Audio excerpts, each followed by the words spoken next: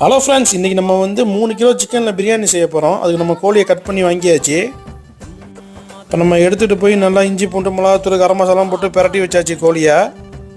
இப்போ நல்லா எண்ணெய் சூடாகணுன்னு நம்ம எல்லாத்தையும் ஃப்ரை பண்ணி எடுக்க போகிறோம். கோல்டன் ஃப்ரைனில் தான் நம்ம எடுக்கணும், ரொம்ப ஃப்ரை பண்ணக்கூடாது.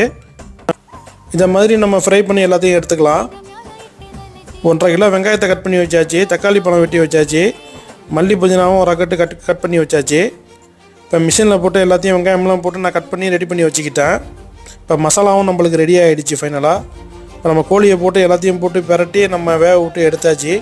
அடுத்து நம்ம ரைஸை வடிகட்ட போகிறோம். இது வந்து வடி பிரியாணி தான். நம்ம மசாலா ரெடி ஆகணுன்னு இந்த ரைஸை வடித்து அதில் தம்மில் போட போகிறோம்.